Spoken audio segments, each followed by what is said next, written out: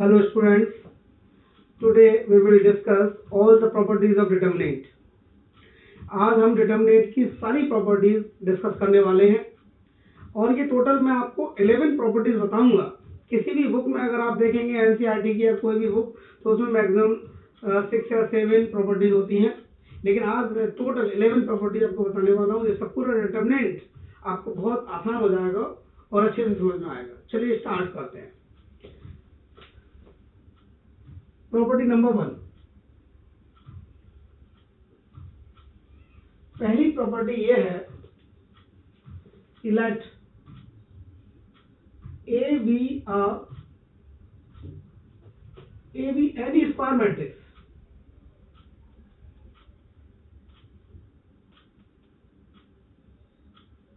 of order n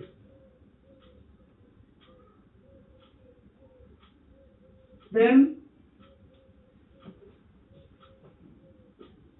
the sum of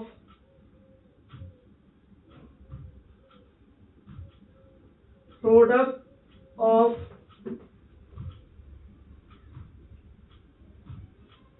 elements of any row or column with their cofactors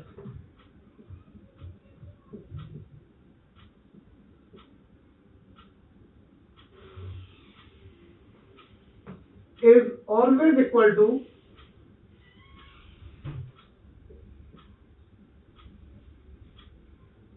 determinant A. अब determinant ए को हम ऐसे भी लिख सकते हैं या फिर डिटर्मिनेंट ए ऐसे भी लिख सकते हैं। अब इस प्रॉपर्टी का क्या मतलब है? जैसे हमने कहा है कि ए कोई स्क्वायर मैट्रिक्स है, तो पहले ए कोई स्क्वायर मैट्रिक्स सपोज कर लेते हैं। A11, A12, A13, A21, A22, A23, A31, A32, A33। ये मैट्रिक्स आप देख रहे हैं 3x3 की है। इसमें 3 रोज हैं, 1 2 3 और 3 कॉलम्स है। वर्टिकल कॉलम होते हैं, हॉरिजॉन्टल रो होती है। ये स्क्वायर मैट्रिक्स है क्योंकि इसमें रो और कॉलम सेम है। तो इसके किसी भी रो के एलिमेंट और उसी के कोरस्पोंडिंग उसके कोफैक्टर के प्रोडक्ट का अगर आप सम करेंगे तो वो एक डिटर्मिनेंट के इक्वल आएगा। क्या मतलब है इस बात का? जैसे हम ये कहना चाह रहे हैं कि डिटर्मिनेंट ए, अगर हम पहली रो के एलिमेंट्स ले लें A11 और उसी के कोरस्पोंडिंग कोफैक्टर्स ले लें C11 plus A12, C12 plus A13, C13, तो ये जो वैल्यू होगी ये हमेशा डिटर्मिनेंट ए के इक्वल होगी। अब हो सकता है आपको नहीं पता हो कि ये कोफैक्टर क्या होते हैं। एलिमेंट्स तो यही है आपके सामने, लेकिन कोफैक्टर्स आपको थोड़ा सा बता देते हैं कि क्या होते हैं। जैसे मान लो कोफैक्टर में C11 निकालना है, तो C11 इक्वल टू होगा -1 टू दी पावर 1 प्लस 1। ये सफिक्स में जो दो हमारे सफिक्स है, दोनों को प्लस किया -1 की पावर में। और C11 का मतलब 1 एलिमेंट ये वाला है। ये 1 एलिमेंट जिस रो में आ रहा है उस रो को छोड़ दो, और ये 1 एलिमेंट जिस कॉलम में आ रहा है उस कॉलम को छोड़ दो। ये रो और ये कॉलम छोड़ देंगे तो हमारे पास ये 4 एलिमेंट बचेंगे। इनको मैं लिख दे रहा हूं और ये हो जाएंगे हमारे A22, A23, A32, A33। ये जो हमने डिटर्मिनेंट हमारे पास आया है इसका ऑर्डर कितना है? 2/2। अब इस डिटर्मिनेंट को सॉल्व करने का बहुत अच्छा तरीका आपको पता है कि the product of main diagonal elements that is A22, A33 minus A32, A23।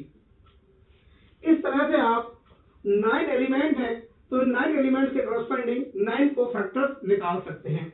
इसी तरह जैसे आपको C12 की अगर जरूरत है तो आप C12 कैसे निकालेंगे? C12 में लिखेंगे -1 टू दी पावर 1 प्लस 2। ये जो सफिक्स में उनका सम कर देंगे पावर में। और अब आप ये देखेंगे कि 1 2 एलिमेंट कहां पर है। 1 2 एलिमेंट ये है। इस एलिमेंट के कोरस्पोंडिंग कॉलम छोड़ दीजिए और ये जिस रो में वो छोड़ दीजिए। अब आपके पास ये 4 एलिमेंट बचे। ये 4 एलिमेंट में यहां पर लिख ले रहा हूं A21, A23, A31, A33। अब फिर इसको हम कैसे सॉल्व करेंगे, -1 की पावर 3 और इसमें इन दोनों की मल्टीप्लाई करेंगे, माइनस इन दोनों की मल्टीप्लाई करेंगे, तो A22 A33 minus A31 A23। इस तरह से हम कोफैक्टर निकालेंगे और जिस रो के आप एलिमेंट ले रहे हो उसी रो के आप कोफैक्टर ले लीजिए और उनके प्रोडक्ट का सम करिए, तो आपको वो जो वैल्यू मिलेगी वो डिटरमिनेंट ए के इक्वल होगी। डिटरमिनेंट क्या होता है, एक नंबर होता है, वो नंबर रियल या कॉम्प्लेक्स कुछ भी हो सकता है, और डिटरमिनेंट हमेशा एक स्क्वायर मैट्रिक्स का ही निकलता है। स्क्वायर मैट्रिक्स का मतलब रो और कॉलम दोनों जिसमें सेम हो। अब ये बात मैंने पहले रो की कही है, लेकिन आप सेकेंड रो के हिसाब से भी लिख सकते हैं। जैसे को A21 C21 plus A22 C22 plus A23 C23। इसी तरह थर्ड रो के अलॉन्ग भी लिख सकते हैं, A31 C31 plus A32 C32 plus A33 C33। इसी तरह आप कॉलम के अबाउट भी इसको लिख सकते हैं। कॉलम के अबाउट जैसे मैं आपको लिख दे रहा हूं, जैसे ये है हमारा A11 C11 plus A21 C21 plus A31 C31। तो मैंने 4 तरीके लिख दिए, 2 तरीके भी और बचे। सेकेंड कॉलम के अबाउट भी लिख सकते हैं, थर्ड कॉलम के अबाउट भी लिख सकते हैं। हमारे पास 3 रोज एंड 3 कॉलम, टोटल 6 वेज हैं किसी भी डिटरमिनेंट को लिखने के लिए। तो ये फाइनल हो गया कि किसी भी डिटरमिनेंट की वैल्यू किसी भी रो के एलिमेंट और उसके कॉरस्पॉन्डिंग कोफैक्टर्स के प्रोडक्ट का सम होता है। अब ये तो हो गई हमारी प्रॉपर्टी नंबर 1। प्रॉपर्टी नंबर 2 क्या है कि जैसे यहां तो अभी हमने लिए थे किसी भी एक रो के एलिमेंट और उसी रो के कॉरस्पॉन्डिंग कोफैक्टर ले लिए। अगर हम इसमें एलिमेंट्स तो लें फर्स्ट रो के और कोफैक्टर ले लें सेकंड या थर्ड रो के, तो उसकी वैल्यू हमेशा 0 होगी। दैट इज हम कहेंगे let A B any square matrix of order n, then the sum of product of elements of any row or column with the cofactors corresponding to the elements of some other row is always 0। ये तो determinant के equal है, same है तो, और अलग है तो उसकी वैल्यू हमेशा 0 आएगी। तो उसको भी लिख देते हैं, let A B any square matrix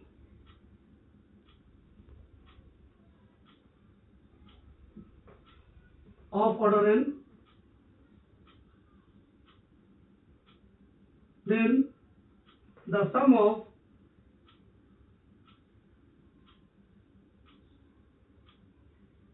product of elements of any row or column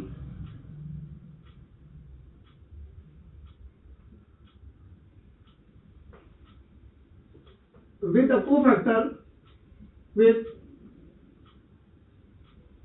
the cofactor of the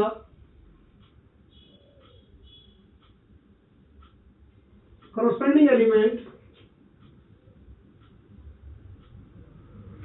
of some other row or column।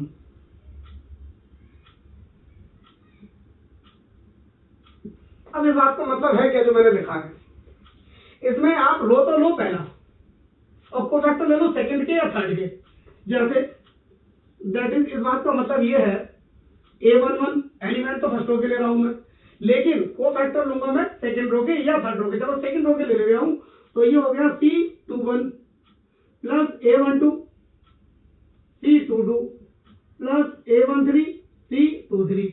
अब आप देखिए एलिमेंट तो है फर्स्ट रो के लेकिन कोफैक्टर है सेकंड रो के, तो इसकी वैल्यू क्या होगी, 0 होगी। अब ऐसी पॉसिबिलिटीज और भी हैं। अभी आप फर्स्ट रो के साथ थर्ड रो ले लो, जैसे और A11 C31 plus A12 C32 plus A13 C33, इसकी वैल्यू भी 0 होगी। अब आप एलिमेंट सेकंड रो के ले लो और कोफैक्टर फर्स्ट रो के या थर्ड रो के ले लो, उसकी वैल्यू 0 होगी। आप एलिमेंट थर्ड रो के ले लो और कोफैक्टर फर्स्ट या सेकंड रो के ले लो, उसकी वैल्यू भी 0 होगी। तो ये प्रॉपर्टी आपको क्लियर हो गई कि sum of product of elements of any row but the cofactor of different row, तो इसकी वैल्यू हमेशा 0 होनी है।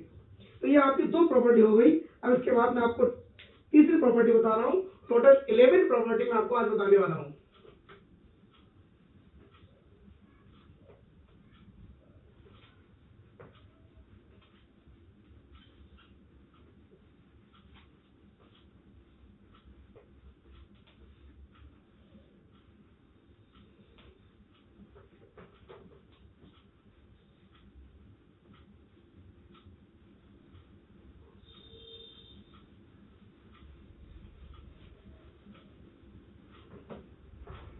चलिए प्रॉपर्टी नंबर 3।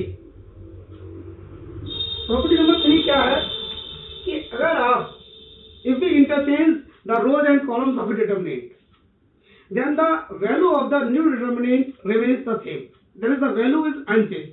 अगर आप किसी भी डिटर्मिनेंट की रोज और कॉलम को इंटरचेंज करेंगे तो उसके बाद भी उसकी वैल्यू पर कोई फर्क नहीं पड़ेगा, उसकी वैल्यू रिमेन सेम रहेगी, अनचेंज रहेगी।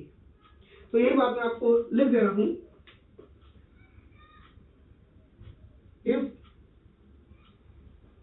the rows and columns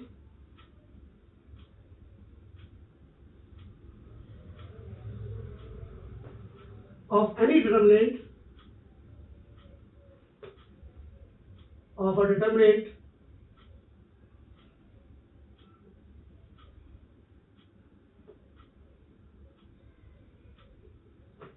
are interchanged,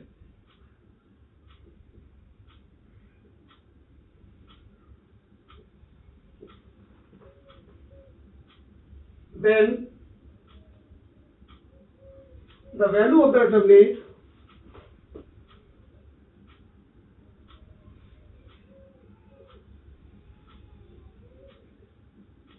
remains unchanged, या ये लिख दीजिए remain same या unchanged लिख सकते हैं। मतलब इंटरचेंज करने से पहले जो वैल्यू होगी और वही वैल्यू इंटरचेंज करने के बाद होगी। इस बात को हम कैसे समझे, इस बात को ऐसे समझ ले रहे हैं कि जैसे मैं आपको एक डिटरमिनेंट लिख रहा हूं 3/3 का, a1 a2 a3 b1 b2 b3 c1 c2 c3। ये मैंने एक डिटरमिनेंट लिखा है, इसमें मैं रो और कॉलम को इंटरचेंज कर रहा हूं। ये जो पहली रो है इसको मैं पहला कॉलम बना रहा हूं, और ये दूसरी रो है इसको मैं दूसरा कॉलम बना रहा हूं, और ये तीसरी रो है इसको मैं तीसरा कॉलम बना रहा हूं। तो अब इन दोनों की वैल्यू सेम रहेगी। अगर इसकी वैल्यू 10 आ रही है आफ्टर एक्सपेंशन तो इसकी वैल्यू भी 10 आएगी। अगर हम रोज और कॉलम को इंटरचेंज कर देंगे तो डिटरमिनेंट की वैल्यू पर कोई फर्क नहीं पड़ने वाला, वैल्यू रिमेन सेम या रिमेन अनचेंज वही रहेगी। ये हो गई आपकी थर्ड प्रॉपर्टी। चलिए अब बात करते हैं फोर्थ प्रॉपर्टी की।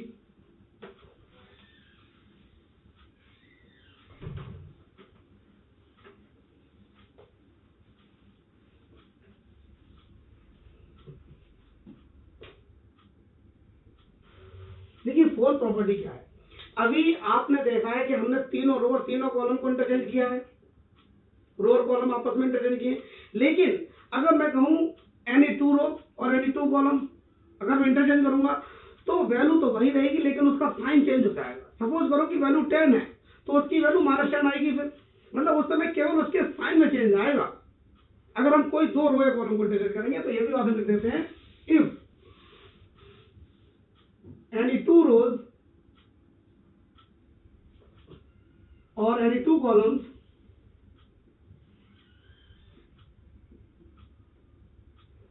are interchanged,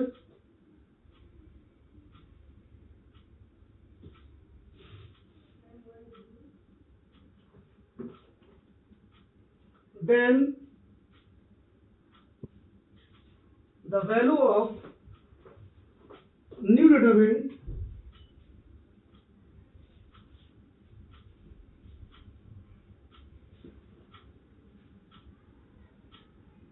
change by minus sign only।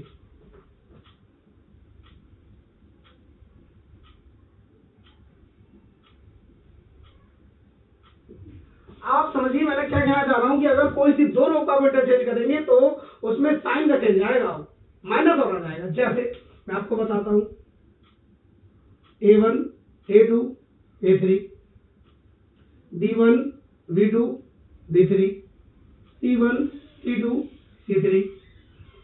इसमें मैं पहली दोनों रो को इंटरचेंज कर दे रहा हूं और माइनस का साइन यहाँ पे लगा दे रहा हूं उस रो में, यानी दूसरी रो को मैं पहली रो बना दे रहा हूं B1 B2 B3, और पहली रो को दूसरी रो बना दे रहा हूं A1 A2 A3, C1 C2 C3। अब मैंने ये बात दोनों के लिए कही है, रो या कॉलम को ऐसे। अब यही बात मैं कॉलम के लिए भी कह दूं आज से तो भी माइनस आ जाएगा। जैसे मैं पहले दो कॉलम को इंटरचेंज कर दे रहा हूँ, दूसरे कॉलम को पहला बना दे रहा हूँ, पहले को मैं दूसरा बना दे रहा हूँ, तो ये हो जाएगा A2 B2 C2, A1 B1 C1 और A3 B3 C3। तो ये प्रॉपर्टी आपको क्लियर हो गई कि अगर कोई सी दो रो हम इंटरचेंज करेंगे तो माइनस आ जाएगा, या फिर दो कॉलम इंटरचेंज करेंगे तब भी माइनस आ जाएगा। तो ये रही आपकी fourth property. Property number 5।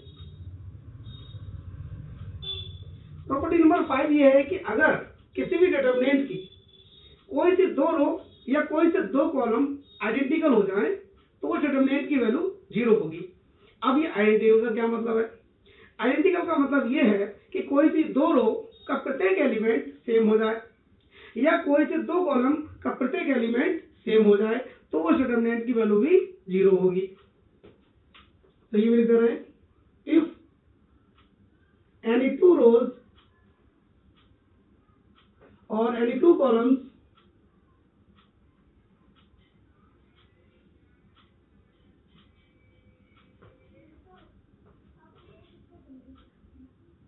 of a determinant are identical,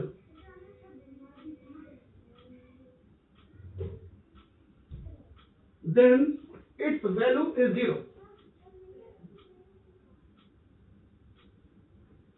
Its value is 0. तब इसकी वैल्यू 0 होगी। अब इस बात को भी समझ लेते हैं कैसे। जैसे मान लो A1 A2 A3, A1 A2 A3, C1 C2 C3। अब आप देखिए इसमें दो रो सेम है, इसका मतलब है कि दो फर्स्ट और सेकेंड रो आइडेंटिकल, तो इसकी वैल्यू क्या होगी? 0। इसके अलावा हमने ये बात कॉलम के लिए, हर प्रॉपर्टी रो और कॉलम दोनों के लिए है। तो अब कॉलम में अगर हम दो सेम करते जैसे A1 A2 A3, A1 A2 A3, B1 B2 B3, तो उस केस में भी इस डिटरमिनेंट की वैल्यू 0 होगी। अच्छा, 0 का एक केस और है, एक प्रॉपर्टी और, उसमें भी वैल्यू 0 होती है कि अगर किसी भी रो या कॉलम का प्रत्येक एलिमेंट 0 हो जाए तो उस डिटरमिनेंट की वैल्यू भी 0 हो जाएगी। तो वो भी हम लिख दे रहे हैं, प्रॉपर्टी नंबर 6 हो जाएगी वो।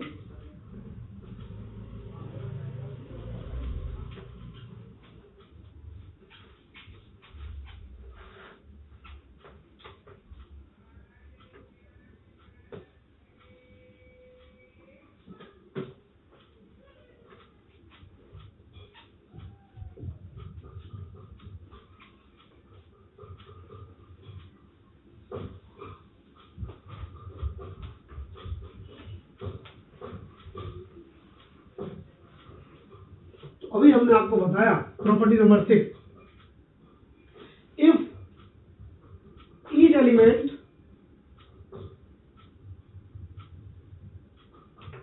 ऑफ एनी रो और column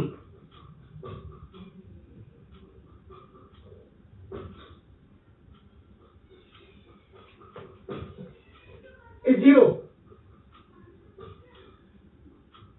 then its value is 0। तो ऐसे दो केस हो गए हमारे जिस पर डिटरमिनेंट की वैल्यू 0 होती है। दैट इज, इस बात का मतलब क्या हुआ? जैसे मैं पहले एलिमेंट 0 0 का दे रहा हूं, B1 B2 B3 C1 C2 C3, इसकी वैल्यू 0 होगी। लेकिन हर बात में रो या कॉलम दोनों के लिए कह रहा हूं, इसलिए अगर मैं ये रो की जगह कॉलम कर दूं 0 0 0, B1 B2 B3 C1 C2 C3, तो इसकी वैल्यू भी 0 होगी। अब जरूरी नहीं है कि पहली रो या पहला कॉलम हो, कोई सी रो हो या कोई सा कॉलम हो, बस उसका प्रत्येक एलिमेंट अगर 0 है तो उस डिटरमिनेंट की वैल्यू 0 है। ये हो गई आपकी प्रॉपर्टी नंबर 6। अब बात करते हैं प्रॉपर्टी नंबर 7। अब देखिए बड़ी इंपॉर्टेंट प्रॉपर्टी, यदि किसी डिटरमिनेंट कि किसी भी रो या कॉलम के प्रत्येक एलिमेंट में हम k से मल्टीप्लाई कर दें तो उस नए डिटरमिनेंट की वैल्यू ओरिजिनल डिटरमिनेंट की k टाइम्स होगी। या दूसरे शब्दों में हम ऐसे भी कह सकते हैं कि किसी भी रो या कॉलम में अगर कोई भी एक कॉमन फैक्टर है तो उसे हम कॉमन ले सकते हैं, लेकिन किसी एक रो या एक कॉलम में, जबकि मैट्रिक्स में ऐसा होता है कि पूरी मैट्रिक्स में आता है और डिटरमिनेंट में केवल एक रो या एक कॉलम का होता है। तो इस प्रॉपर्टी को हम लिखते हैं।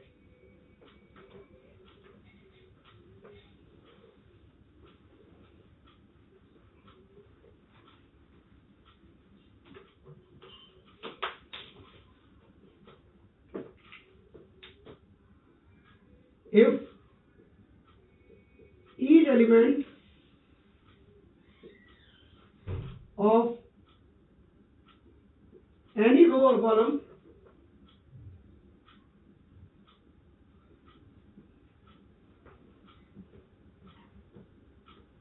of a determinant is multiplied by k, then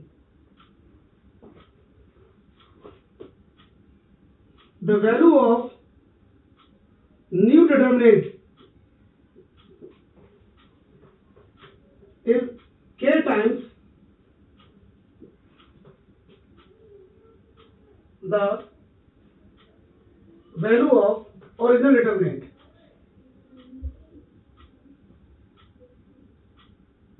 अब इस बात का क्या मतलब है, इस बात को भी समझते हैं। जैसे मान लो पहली रो में प्रत्येक एलिमेंट में k से मल्टीप्लाई कर देता हूं, k a1 k a2 k a3 b1 b2 b3 c1 c2 c3, तो मैं इसमें पहली रो में से मैं k कॉमन ले सकता हूं।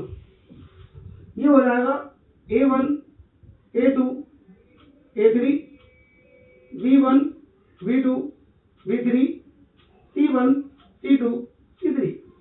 तो इसी प्रॉपर्टी को आप ऐसे भी कह सकते हो कि किसी भी रो या कॉलम के प्रत्येक एलिमेंट में अगर कोई कॉमन फैक्टर है तो उसे हम कॉमन ले सकते हैं। तो इसको भी लिख दे रहे हैं, ये बात note. This property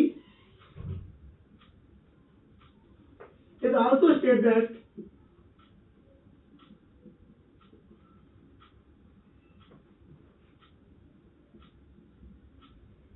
that we can take out the common factor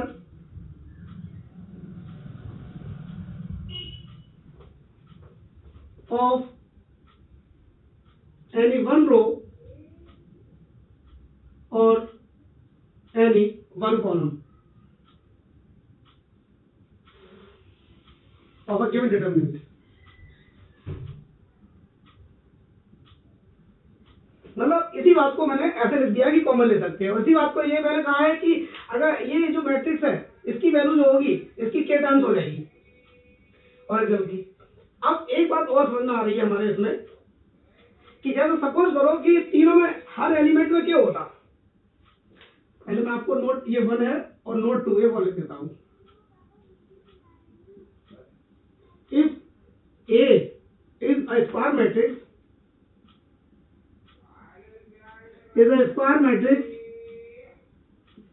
of order n,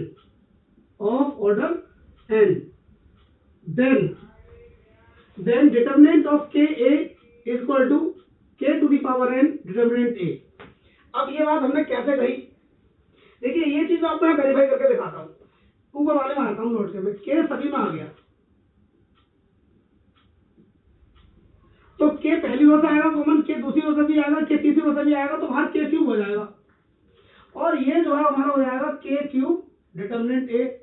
आप देखिए अगर ऑर्डर 3 by 3 का है तो k क्यूब आ गया। अगर ऑर्डर 2/2 का होगा तो k स्क्वायर आ जाएगा, अगर ऑर्डर 4/4 का होगा तो k की पावर 4 आ जाएगा, और अगर ऑर्डर n/n का होगा तो k की पावर n आ जाएगा। और यही बात मैंने यहाँ पर लिखी है कि अगर ऑर्डर n है तो k to the power n आ जाएगा। क्यों आ जाएगा? क्योंकि हर एक रो से कॉमन लिया जाएगा।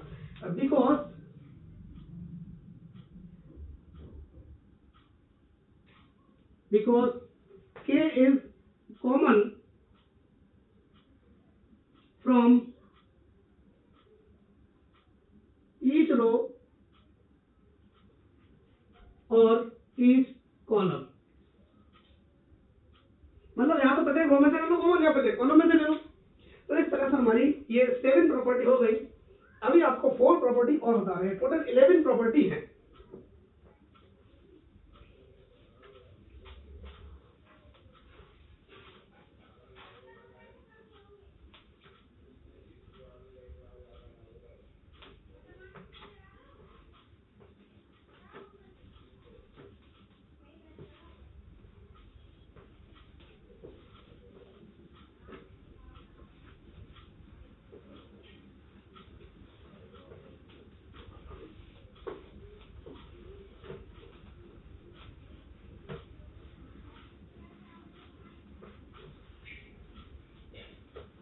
देखिए property number 8,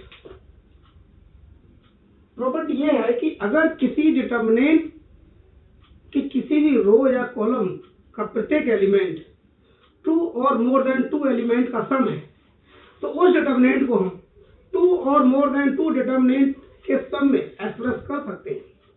that is each element of any row or column is expressed as the sum of 2 or more terms, then the determinant can be expressed as the sum of 2 or more determinant। तो इस बात को भी समझते हैं। if each element of any row or column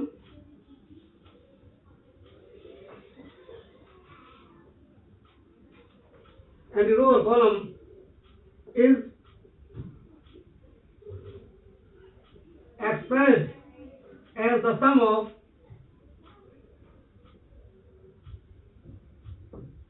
2 or more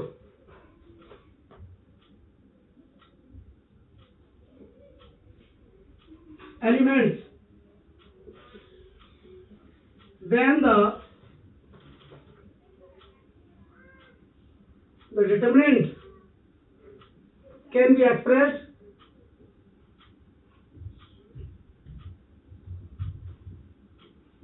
as the sum of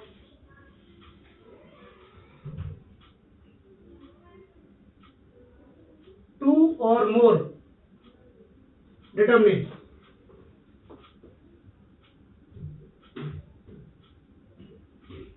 अब इस बात का मतलब क्या है जरा समझिए आप। जैसे मैंने एक डिटरमिनेंट लिखा है a1 plus d1, a2 plus d2, a3 plus d3, b1 b2 b3, c1 c2 c3। आपने देखा कि इस डिटरमिनेंट की पहली रो का प्रत्येक एलिमेंट 2 एलिमेंट का सम है, तो इस डिटरमिनेंट को 2 डिटरमिनेंट के सम में एक्सप्रेस कर सकते हैं। कैसे? वो 2 डिटरमिनेंट ऐसा बनाएंगे a1 a2 a3 b1 b2 b3 c1 c2 c3 plus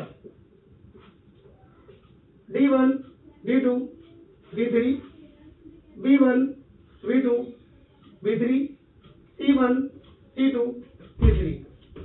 देखिए आप यहाँ पर ये जो डिटरमिनेंट है इसका पहली रो का प्रत्येक एलिमेंट 2 एलिमेंट का सम है, तो इससे मैंने 2 डिटरमिनेंट बनाए।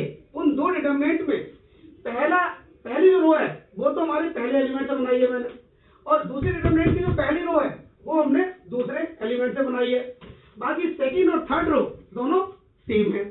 तो ये बात हो गई हमारी एक प्रॉपर्टी। अब बात करते हैं प्रॉपर्टी नंबर 9 की।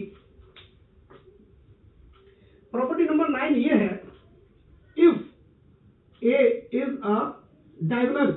देखिए अब डायगोनल मैट्रिक्स के बारे में आप जानते होंगे कैसी होती है। वो ऐसी स्क्वायर मैट्रिक्स जिसमें डायगोनल के एलिमेंट नॉन जीरो होते हैं, बाकी के सारे एलिमेंट जीरो होते हैं, वो हमारी डायगोनल मैट्रिक्स होती है। तो डायगोनल मैट्रिक्स का जो डिटरमिनेंट होता है उसकी वैल्यू अगर हमें निकालनी है तो the product of diagonal elements is equal to the value of that determinant, that is the diagonal matrix. If A is a diagonal matrix of order n, then उस समय डिटरमिनेंट A की जो value होगी वो होगी A11, A22, A33 dot dot dot ANN। ये जो element है ये सब डायगोनल में होते हैं। आपको मैं ये लिख के दिखाऊं, जैसे आप जब डिटरमिनेंट वो मैट्रिक्स लिखोगे A11, A12, A13, A21, A22, A23, A31, A32, A33, तो आप देख रहे हैं जो डायगोनल एलिमेंट है इन सभी में दोनों सफिक्स सेम है। तो जो डायगोनल एलिमेंट हमारा जो डायगोनल मैट्रिक्स होती है उसमें क्या होता है, सारे एलिमेंट जीरो होते हैं डायगोनल के अलावा, डायगोनल के अलावा सारे एलिमेंट जीरो होते हैं।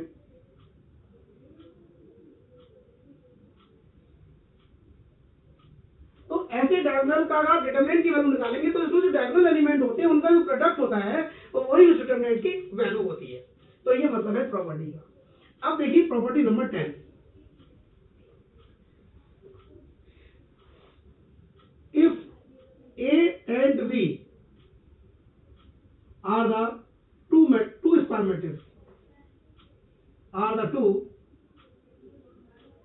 matrices, then तब क्या बात होगी, determinant of AB is equal to determinant of A into determinant of B। मतलब क्या है बात का कि the determinant of the product of the two matrices is equal to the product of their determinant. कहने का मतलब यह हुआ कि अगर दो मैट्रिक्स हैं तो उनके प्रोडक्ट का डिटरमिनेंट या उन दोनों मैट्रिक्स के डिटरमिनेंट का प्रोडक्ट हमेशा इक्वल आएगा। ये हमारी प्रॉपर्टी नंबर 10। और उसके बाद हमारी लास्ट प्रॉपर्टी वो हम बता दे रहे हैं, उसके बाद ये प्रॉपर्टी फिनिश हो जाएगी।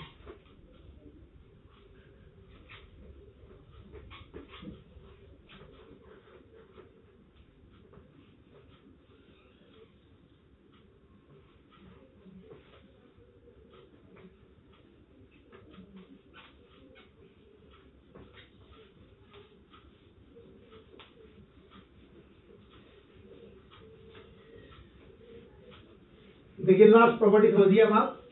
प्रॉपर्टी नंबर 11 बता दे रहा हूं शॉर्ट में, पहले में लिखने से पहले, कि यदि किसी भी रो या कॉलम के प्रत्येक एलिमेंट में आप एक नॉन जीरो कांस्टेंट के से मल्टीप्लाई कर दें और फिर उस रो या कॉलम को किसी दूसरे रो या कॉलम में ऐड कर दें तो डिटरमिनेंट की वैल्यू पर कोई फर्क नहीं पड़ता, उस समय भी डिटरमिनेंट की वैल्यू सेम रहती है, remain unchange.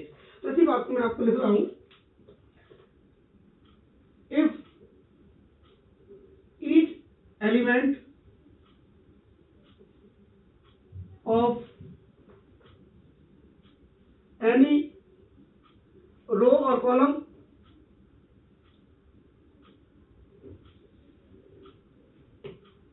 is multiplied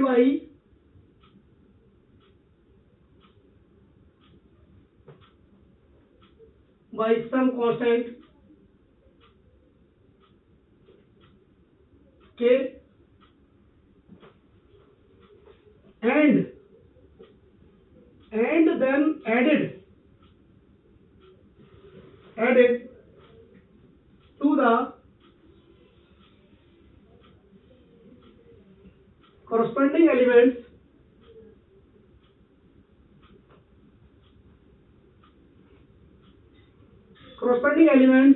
of some other row or column.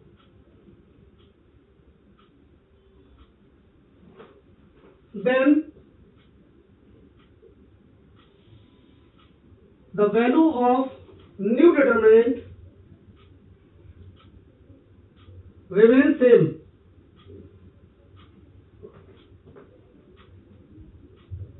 या कहिए अनचेंज, एक ही बात है। अब इस बात को मतलब समझते हैं कि हम कहना क्या चाह रहे हैं। जैसे मान लो कोई एक मैं डिटरमिनेंट एक मैट्रिक्स लिख रहा हूं या डिटरमिनेंट लिख दे रहा हूं, ये है A11 A1 A2 A3 B1 B2 B3 C1 C2 C3। अगर मैं इसमें अप्लाई करूं कि R1 is replace by R1 plus के R2, मतलब एक सेकंड रो में मैंने नॉन जीरो कांस्टेंट के से मल्टीप्लाई किया, उसको फर्स्ट रो में ऐड कर दिया। यही बात मैं यहाँ पे कह रहा हूँ ऊपर, इसी बात को मैंने ऑपरेशन के फॉर्म में लिख दिया है। दैट इज, इसका मतलब ये हुआ कि A1 प्लस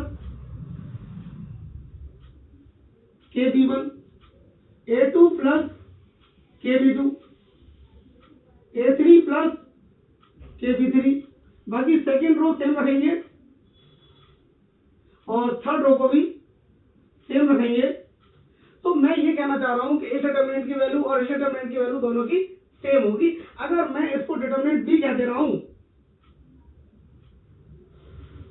तो मैं ये कह सकता हूं कि डिटरमिनेंट ए और डिटरमिनेंट बी दोनों की वैल्यू सेम होगी। ये इस प्रॉपर्टी का मतलब है। इस तरह से आपकी टोटल 11 प्रॉपर्टीज कंप्लीट हो गई, जो किसी भी बुक में एक साथ नहीं है। ये सभी मुझे उम्मीद है कि आपको समझ में आ गई होंगी। अगर आपको हमारा कंटेंट, हमारा मेथड ऑफ टीचिंग, हमारा वे ऑफ टीचिंग पसंद आया है तो प्लीज आप हमारे चैनल को सब्सक्राइब करिए, बेल आइकन भी प्रेस करिए, और अगर कुछ हमें आपको हमसे पूछना है, कुछ कमेंट करना है तो वो भी करिए। Thank you very much again, thank you.